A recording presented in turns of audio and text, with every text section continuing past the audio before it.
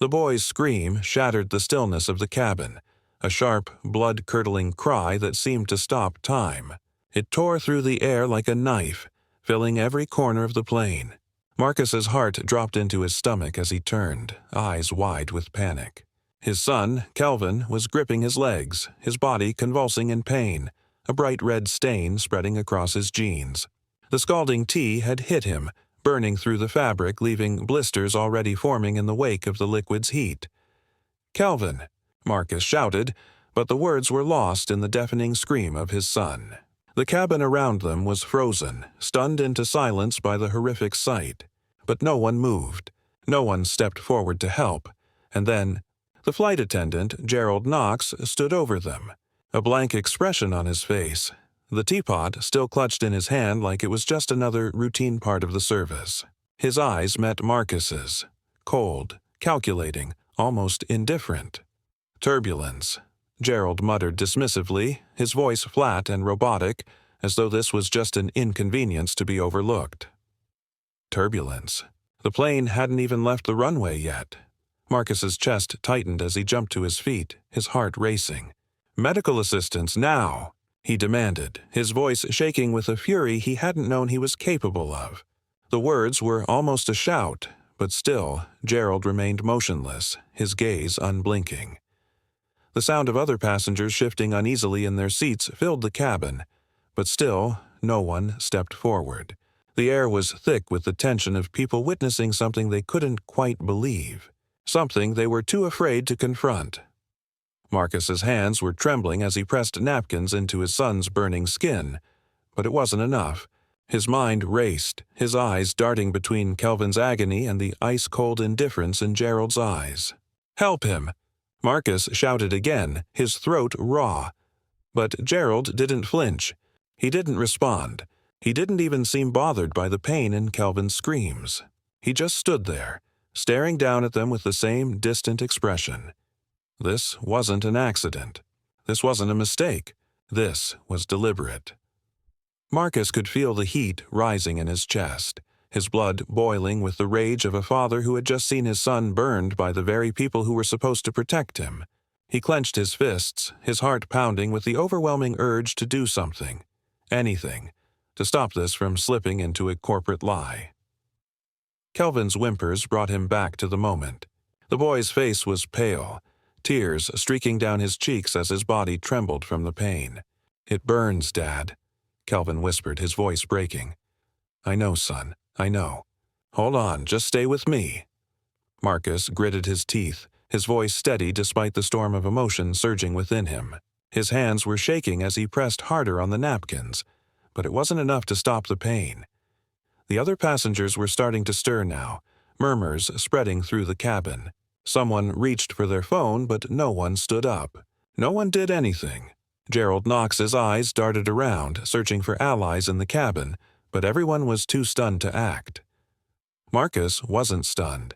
He was furious. He had seen enough. He couldn't wait for someone else to do something. He would be the one to stand up. He turned his eyes back to Gerald, locking onto him with a burning intensity. "I said, get medical help, now!" His voice was firm, commanding, a father's fury flooding every syllable. But Gerald didn't move. He didn't even blink. This wasn't just an accident. This wasn't some simple spill. Kelvin was writhing in pain, his body shaking violently as the burns began to swell. Marcus could see the horror in the eyes of the other passengers as they finally realized the severity of what had just happened. And still, Gerald stood there, unmoved, unfeeling. This wasn't an accident. This was a man who had just hurt his child, and he didn't care. Do something. Marcus yelled again, his voice shaking with a raw, primal rage. He stepped closer to Gerald, his fist clenched, his eyes blazing. How dare he stand there unmoved by his son's suffering? And then, with a slow, deliberate motion, Gerald turned. He placed the teapot back on the cart and started to walk away, his back to Marcus, his posture as cold and unyielding as ever. The plane hadn't even left the ground, and already Marcus knew something darker was at play. But before he could speak again, a voice cut through the silence. A businessman from across the aisle had stood up, phone in hand. "This isn't right." he shouted, his voice thick with disbelief. This man just poured boiling tea on a child. The words hit like a bomb, reverberating through the cabin. Marcus looked up at the man who was already dialing for help, his phone aimed squarely at Gerald, recording every moment. And just like that, the world outside the plane began to shift. The truth was being captured. The truth would be heard. Kelvin was still crying, still holding on to his father for comfort, but the pain was unbearable. Marcus could feel his son's anguish like a blade in his own chest. This wasn't just about a spill. This was about something much bigger. He looked at Gerald one last time, his gaze cold and unforgiving. This wasn't going to be swept under the rug.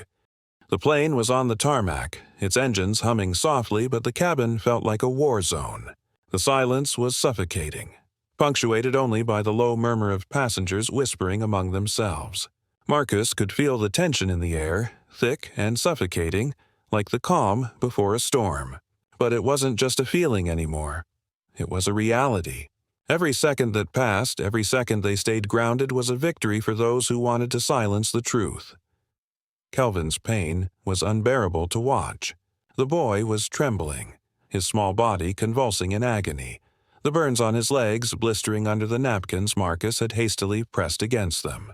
His son, the bright, hopeful child who had earned a scholarship, his future was being consumed by a moment of carelessness and cruelty. But Marcus couldn't allow himself to break. Not yet. Not when everything was on the line. A voice interrupted the stillness. It was Gerald, standing at the back of the plane with his arms crossed, eyes darting between the passengers trying to gauge who was watching. No remorse, no guilt, just calculation. Everything will be fine, sir. It was just an accident. Gerald's voice was colder than the air conditioning blowing through the cabin. The words were rehearsed, as though he'd said them 100 times before. But Marcus wasn't buying it. Accident? This was far from an accident. No, Marcus snapped, rising from his seat. His voice was now low, filled with a chilling calm that made the hairs on the back of his neck stand up. This wasn't an accident. This is a crime. The murmur of voices around him grew louder, building like the start of a storm, whispers turning into bold statements, confusion into outrage. The camera flashes from passengers' phones captured every moment, every movement, every cruel glance. The truth was spreading, slowly but surely, out of the reach of those who tried to bury it. As Marcus stepped closer to Gerald, the attendant took a step back. Turbulence. Gerald had dismissed the chaos in the cabin as turbulence. He wasn't even going to pretend to care. But now, it wasn't just a matter of spilled tea. It wasn't just about injuries. It was about power, control, and the lengths people would go to maintain the illusion of authority. Call medical personnel. Now! Marcus ordered again, his voice cutting through the room like a knife. His eyes locked onto Gerald's, refusing to break away. He wasn't going to let this man get away with it. Gerald didn't flinch. He turned on his heel, and with an eerie calmness, he walked away, leaving Marcus and the rest of the cabin in the suffocating silence of disbelief. The screeching of Kelvin's pain-filled screams echoed through the cabin, but it was the stillness around them that made it unbearable. The other passengers had frozen. Some were too shocked to move, others unsure of how to react. But Marcus's mind was already in overdrive. He needed to act. He had to protect his son, and that meant fighting a battle he hadn't prepared for, a battle against apathy, against denial. Get him medical help. Marcus shouted, rising to his feet, his heart hammering in his chest. But the flight attendant, Gerald, stood there, impassive. His eyes flickered briefly to Marcus, but his face remained unmoved, a mask of indifference. Gerald slowly put the teapot down on the cart with calculated precision, as if the moment wasn't life-altering for the boy who was writhing in pain. Was this man human? Did he even feel anything? Turbulence. Gerald muttered, his voice calm and dismissive, but cold, so cold. The word was supposed to explain away the chaos, to reduce Kelvin's suffering to some trivial inconvenience. Marcus felt the blood rush to his ears, the adrenaline coursing through him, but he forced himself to breathe. This was not an accident. This was an act of malice. No! Marcus roared, taking a step toward Gerald, his eyes blazing with fury. You did this on purpose. You burned my son." His voice broke through the silence like a blade. The passengers in the rows nearby shifted uncomfortably, their eyes wide as they realized what had happened. The harshness of Marcus's words hung in the air, undeniable, real. This wasn't an accident. This wasn't a mistake. Kelvin's cries were still cutting through the tension, and Marcus could feel his son's pain echoing in his own chest. He dropped to his knees beside the boy, his hands shaking as he pressed napkins into the raw burns, but it was futile. The damage had been done, and no amount of napkins would undo it. "Please, Dad." "It hurts so much," Kelvin whispered, his voice broken, tears streaming down his face. It was more than a simple burn. It was a wound that tore through their world, through everything they had hoped this day would be. Marcus's mind flashed with memories of his son, the boy who had worked so hard, who had earned that scholarship, who deserved a day of celebration, not this. And as his eyes met Gerald's once more, his rage only grew. Gerald hadn't moved an inch. His hands remained folded, his expression unchanged. This was not about a mistake. This was about control. "Get me help." Marcus's voice cracked, but it was a command. He was a father, desperate, and desperate men fight with everything they have. And yet Gerald didn't even flinch. He turned and walked slowly toward the service cart, his movements measured, deliberate. It was like watching a man slowly lose himself to the void. Gerald was no longer just indifferent. He was complicit. The air in the cabin was suffocating. It wasn't just the claustrophobic space of the airplane.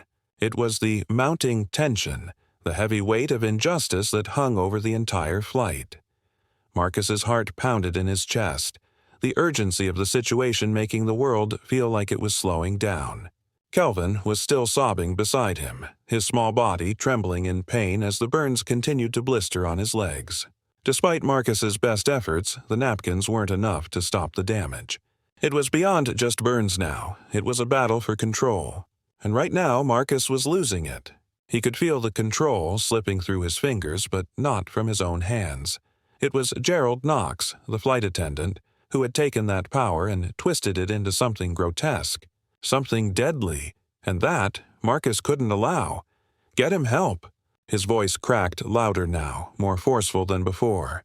He knew the truth in his gut. This wasn't just about medical treatment. This was about exposure, accountability. And every second that passed was another second the airline would try to spin the narrative into something innocent, something benign. The thought of that made his blood boil. The man standing in front of him, Gerald, was not moving. His uniform was immaculate, his face unreadable, but Marcus could see it. He could see fear in his eyes. It was subtle, but it was there. Gerald was trying to maintain control, trying to hold on to the facade that this was just another flight, just another small issue that would resolve itself with time. But Marcus was done. His patience was gone. "Do you see this?" Marcus demanded, his voice now rising with fury. "This is not an accident. This is deliberate." Gerald didn't flinch. He didn't respond. He simply turned away, walking back toward the service cart with mechanical precision. It was a calculated move, one that told Marcus everything he needed to know about the man standing before him. Gerald was not just indifferent, he was complicit. The passengers had started to notice, too. Marcus could feel the shift in the air, the way the weight of the situation was starting to settle over the entire plane. Whispers started to fill the cabin, low at first, but then rising louder, growing with each passing second. "What is happening? Why is no one helping?" A woman's voice, full of confusion, pierced through the rising tension. "Someone should call for help." Another voice came from the back, and then the businessman sitting just a few rows away stood up, his phone raised high above his head, catching the light of the overhead cabin lamps. "We're all witnesses. We saw what happened. That man deliberately poured boiling tea on a child." His voice was commanding, strong, but with a crack of anger that resonated through the cabin. The truth was out now. It wasn't just Marcus's voice. It wasn't just his fight anymore. It was theirs. The passengers were no longer passive. They were standing up. One by one, they were pulling out their phones, capturing the injustice unfolding in front of them, sharing it with the world. No one is going to get away with this. A voice rang from the front of the cabin. It was sharp, full of defiance. Marcus turned to see who had spoken. A woman with fire in her eyes, her hand clutching her phone tightly, ready to record any further actions from the crew. Marcus felt his chest tighten. This was it. This was the moment. He wasn't alone. He had never been alone. And if the flight crew thought they could bury this under the veil of routine and procedure, they were about to learn just how wrong they were. This was a fight, and everyone on this plane was now in it. Gerald, still at the front, tried to regain control. He adjusted his uniform, straightening it with the same cold, mechanical precision as before. His eyes flicked from the passengers to Marcus and back, but there was no calmness now. There was only fear. Fear of the truth getting out. Fear of being exposed. But still, he didn't move. He didn't act. He didn't care. Marcus locked eyes with him. His voice was like a thunderclap in the cabin. "You're not walking away from this." But before Gerald could say anything, the hum of the plane's engine seemed to amplify. Each sound, each vibration in the cabin now a constant reminder of the situation that was spiraling out of control. "Call the police," someone shouted, and the air in the cabin shifted again. There was no more silence, no more waiting. The passengers were no longer uncertain about what was happening. They knew. They knew they were witnessing a moment of change, a stand for justice that would not be silenced. But the pressure didn't end there. The captain's voice cut through the rising murmurs. "Ladies and gentlemen, we are currently experiencing a slight delay due to routine technical checks. Please remain seated. A slight delay?" The words hung in the air, thick with irony. A technical delay? Marcus could barely hold back the laugh that threatened to escape his throat. The flight hadn't even left the ground, and yet the captain had the audacity to use that excuse to cover up what was happening right here, right now. The passengers around him were already shaking their heads. They could hear the lie. They could feel it in the air. They were no longer passive. "That's a lie," someone shouted from the back. "The flight isn't delayed because of technical issues. It's delayed because they're trying to cover up the truth." The cabin was now a battlefield of words. People were no longer sitting still. Some stood up, moved toward the front. Others raised their phones higher. The truth was now spreading like wildfire. The truth had taken root. The murmurs had turned into a steady rhythm, a rising tide of voices speaking out against the injustice they had just witnessed. The once calm, sterile cabin of Falcon Jet 327 had now transformed into an arena of outrage. But the fight was far from over. Marcus stood at the center, his hand still pressed firmly against his son's legs, trying to ease the burns with a few napkins that offered little comfort. But it wasn't just the burns on Kelvin's skin that he was fighting now.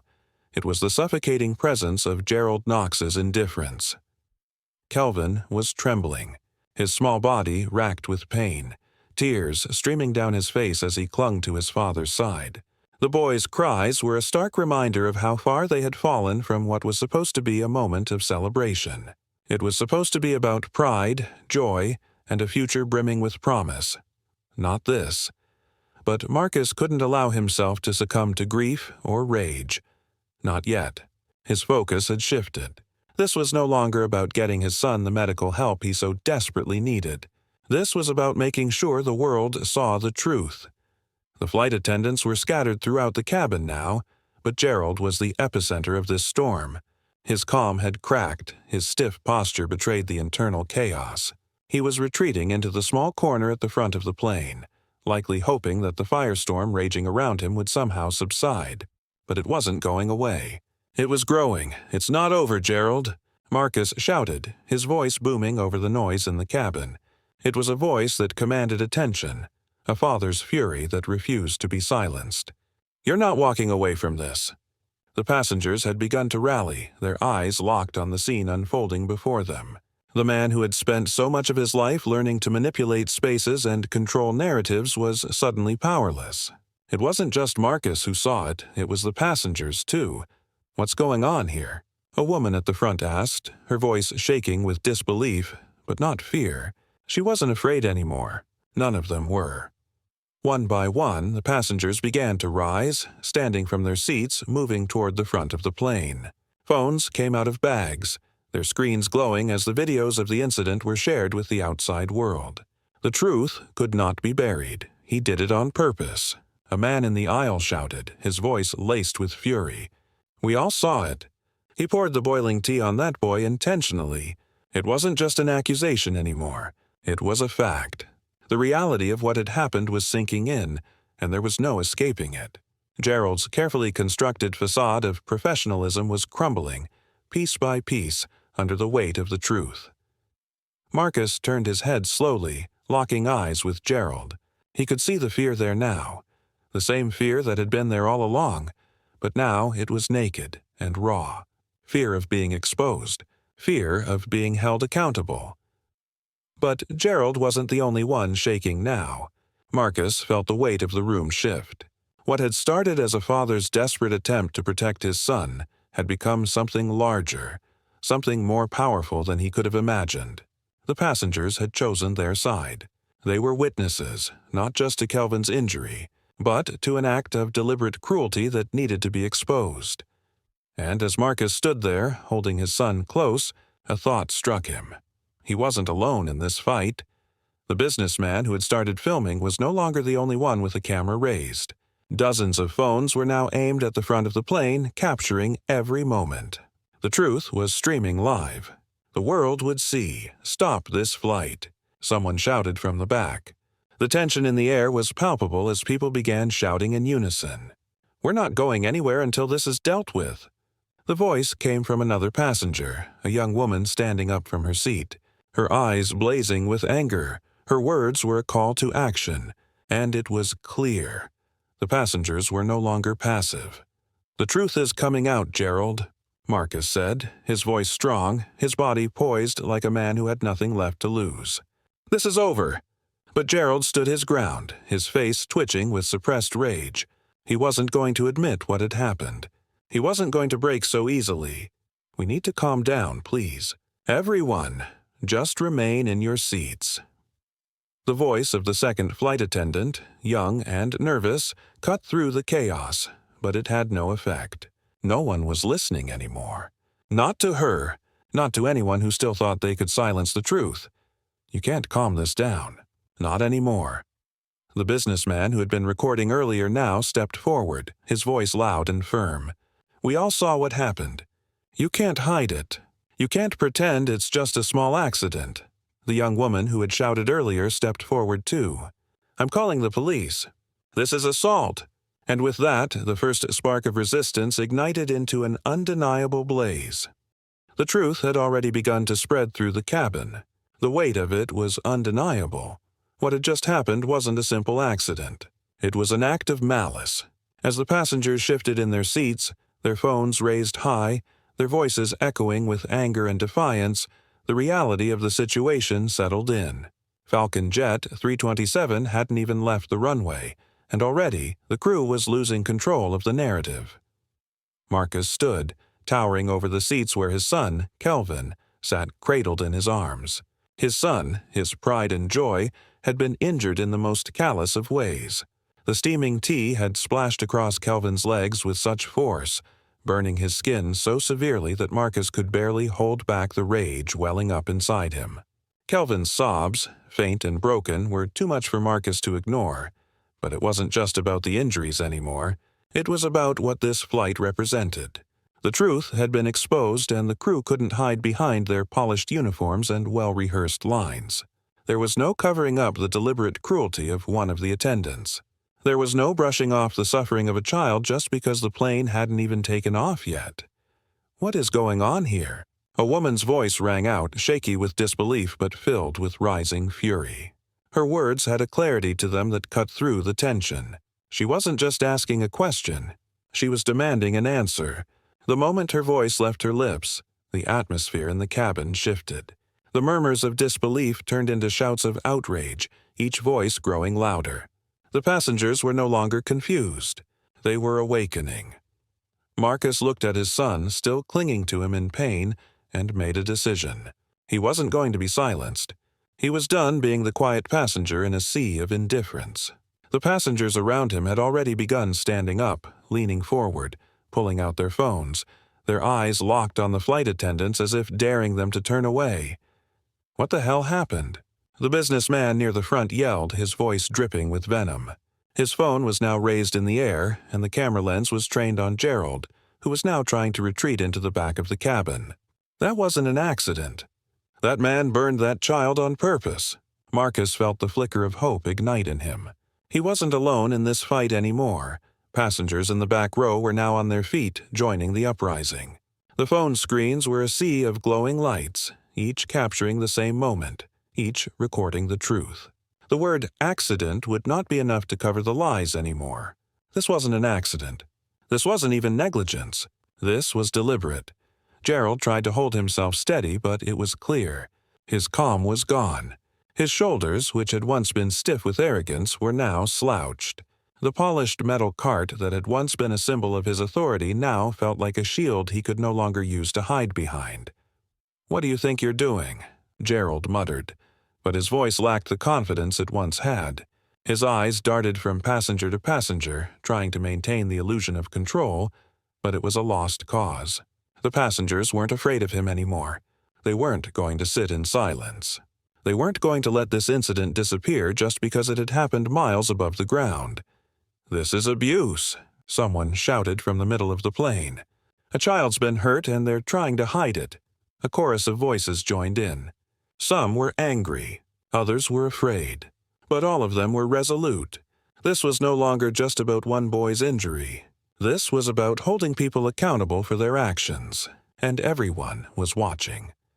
Marcus stepped toward the front of the plane, pushing past the passengers who had begun to rise in defiance. Gerald was trying to make himself smaller, retreating into the corner by the service cart. But Marcus wasn't going to let him hide. "You think you can just pretend nothing happened?" Marcus said, his voice steady and low but filled with authority. "You think you can pour boiling tea on my son and walk away like nothing happened?" The words were cutting. Every syllable carried the weight of what had been done. Gerald opened his mouth to respond, but it was too late. The words had already left the passengers' lips, and they were unstoppable. The truth was no longer just Marcus's fight. It had become a collective movement. "The flight is delayed," the woman in the front shouted again. "We're not going anywhere until he's dealt with." The statement sent ripples through the cabin. It wasn't just one person now. It was everyone. The truth had spread faster than any of them could have anticipated. And now the passengers were united in one simple belief. They were not going to let this be swept under the rug. The doors of the plane remained closed. The engines still silent on the tarmac, but the noise inside the cabin was deafening. The flight was no longer about taking off. It was about accountability. Marcus stood at the center of it all, his fists clenched at his sides. He wasn't going to let the airline control this narrative. They had already tried to bury the truth. They would not get away with it. His son's cries had given way to quiet sobs as the paramedics moved to tend to the burns. Kelvin had been handed over to the medical team, but Marcus's resolve remained unchanged. "Is there anyone who is going to speak up for this kid?" someone shouted from the back. "What's wrong with you people?" The voice echoed through the cabin, and Marcus felt it. There was a quiet moment, a shift in the atmosphere, as passengers began speaking out against the crew's inaction. The business suit guy who had started recording, the young woman standing by the aisle, the elderly couple in the back, they were all part of something bigger now. They were all witnesses to the truth. "I'm calling the police," the businessman said loudly. "This is criminal. A child is hurt, and we're all being treated like fools." His voice rang out with an authority that was hard to ignore. No one dared to challenge it. The flight attendant near the front, one of Gerald's colleagues, tried to intervene, her voice trembling. "Please, everyone, just sit down. There's no need for further disturbance." But it was clear. She was out of her depth. Gerald had failed to handle the situation, and now they were all on the verge of chaos. The authority the flight crew once held was shattered. The passengers weren't listening to them. They were holding them accountable. "No," Marcus said, his voice cutting through the air. "We are not going anywhere until my son gets the help he needs." His eyes locked on Gerald, who had retreated further into the corner. The truth was out now, and there was no turning back. The flight is not leaving. The businessman raised his phone. Everyone's recording this. Every second of it. The camera's flashing light caught Gerald's eye. He was trapped, and for the first time in what felt like forever, Gerald looked genuinely afraid. Afraid of losing control. Marcus took a step toward the front, his movements deliberate, his voice booming over the murmurs. Everyone has seen what happened. There are cameras. There are witnesses. You're not going to get away with this. His eyes flickered toward the captain's door. Someone had to be listening.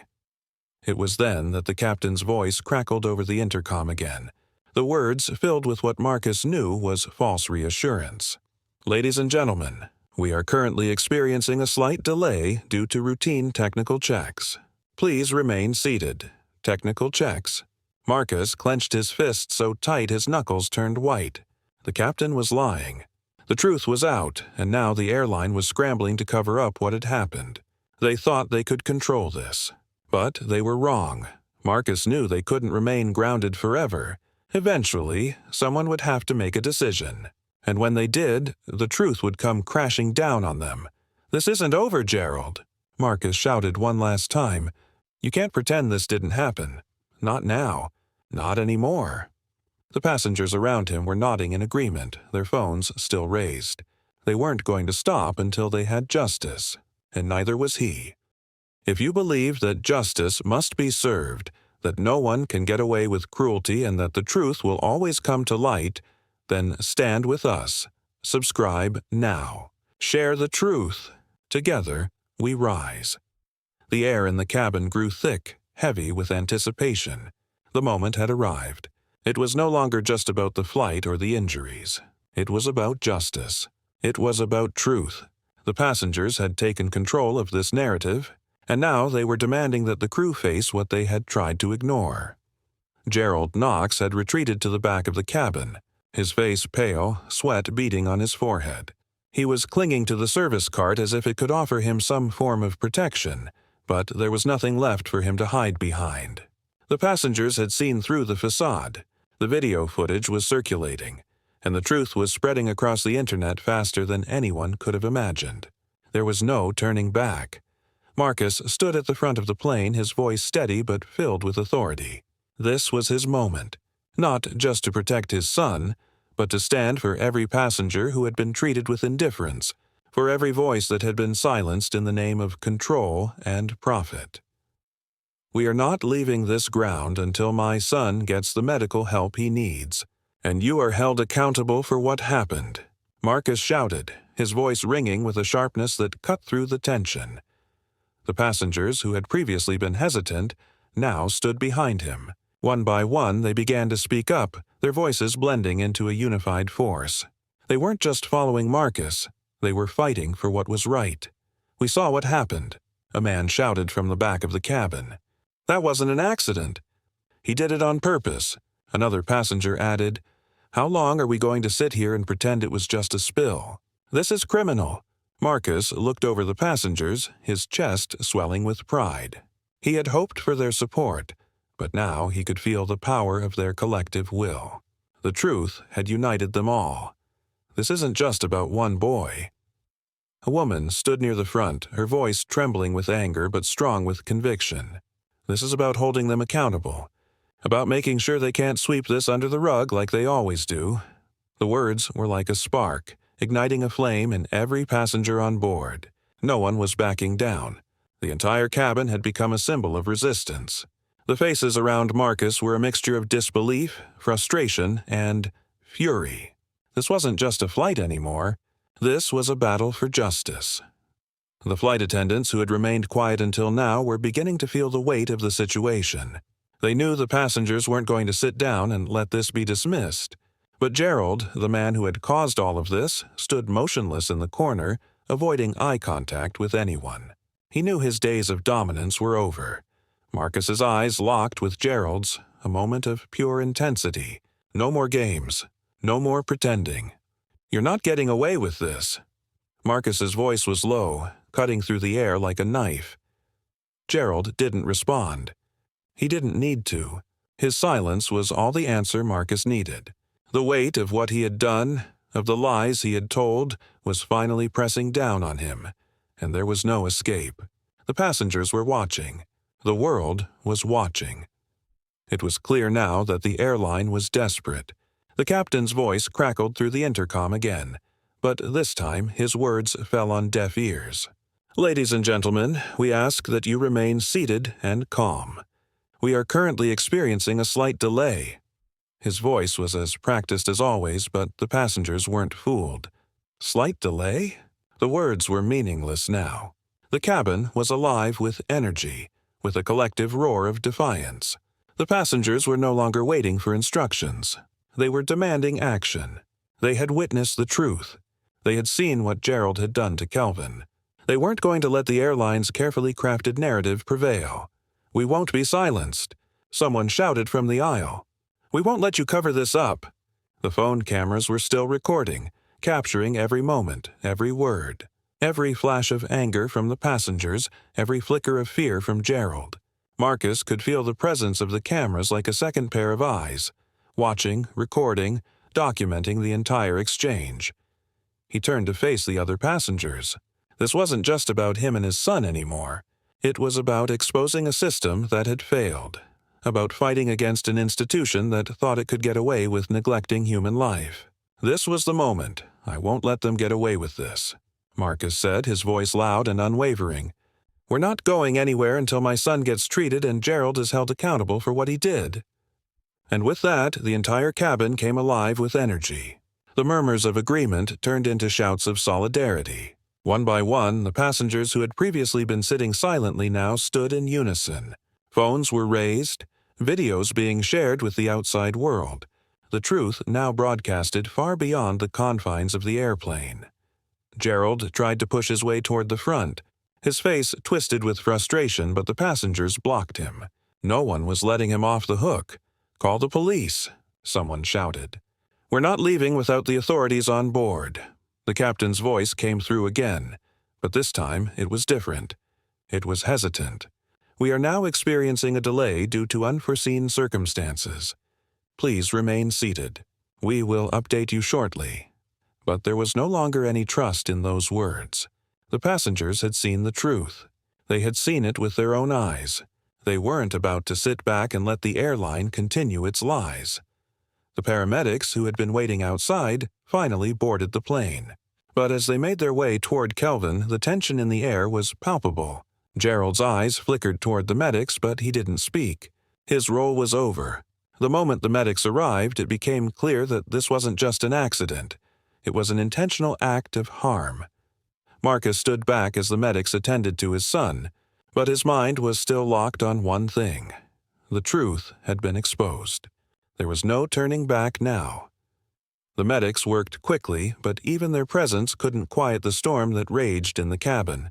The passengers were still standing, still shouting, their voices a steady drumbeat of defiance. The truth had become too loud to ignore. Gerald had retreated to the farthest corner of the cabin, his back pressed against the wall as though trying to shrink away from the chaos he had created. But no matter where he went, no matter how far he tried to retreat, the truth followed him. The airline's press team was likely already on the phone, scrambling to put together a statement, but it wouldn't matter. The passengers had already spoken. The story had already been shared. As the police arrived at the terminal, the passengers began to disembark. They were done being silenced. As they walked down the gangway, they gave Marcus nods of support, silent acknowledgments that they had witnessed something powerful, something that had changed the course of their journey. And though the situation wasn't resolved, Marcus knew that this was a turning point. It wasn't just about the injuries his son had sustained. It was about holding the airline accountable for what it had done. But even in the midst of the chaos, there was one thing that was undeniable. The truth had won. And it wasn't just a victory for Marcus and Kelvin. It was a victory for everyone who had been ignored, for everyone who had ever been silenced by a corporation or a system that believed it could get away with cruelty. If you believe in justice, in speaking up against wrong, and in holding the powerful accountable, then subscribe now. Stand with us. Share the truth. Together we rise. The finality of the moment wasn't just in the words that had been spoken or the actions that had been taken. It was in the silence that followed, the calm that settled over Falcon Jet 327 after the storm. As the last of the passengers exited the aircraft, leaving behind the wreckage of their once idyllic flight, Marcus Delaney felt a momentary peace. The chaos of the cabin was now a fading echo, but the reverberations of that moment, the fight, the defiance, the truth, would live on. Kelvin, still in pain but holding on with remarkable courage, was now being whisked away to medical treatment. The paramedics, who had earlier moved with urgency, were now calm, methodical, tending to the burns on his legs. They spoke softly, trying to comfort the boy, but Marcus knew this day would never leave them. The physical scars would heal, but the emotional ones, the lessons learned in the midst of crisis, would shape them both forever. But even in the quiet aftermath, Marcus felt it, the weight of what had just happened. The truth was no longer just a whisper in the background. It had become a roar that no one could ignore. As they were escorted through the terminal, the press was waiting. Cameras flashed, voices clamored for attention, but Marcus wasn't interested in their questions. His focus was on Kelvin, his son. No matter how many reporters tried to press him for a statement, no matter how many microphones were thrust in front of his face, his eyes remained fixed on the boy who had endured far more than anyone should ever have to. Justice had not come yet. The airline had tried to maintain its polished image, tried to hide the truth under a blanket of corporate speak. But Marcus knew that this was only the beginning. The battle wasn't over. It had just shifted from the airplane to a larger, more visible stage. The fight for accountability had begun, and the world was now watching. Mr. Delaney. A voice shouted from the crowd of reporters as they began to circle him, their questions coming fast and sharp. Can you tell us your side of the story? Why did you escalate things? What is your next step now? Marcus stood there for a moment, the camera flashes blinding him, the noise growing louder.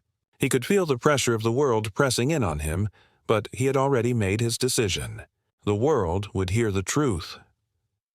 I didn't escalate anything, Marcus began, his voice calm but strong, steady in the face of the chaos around him.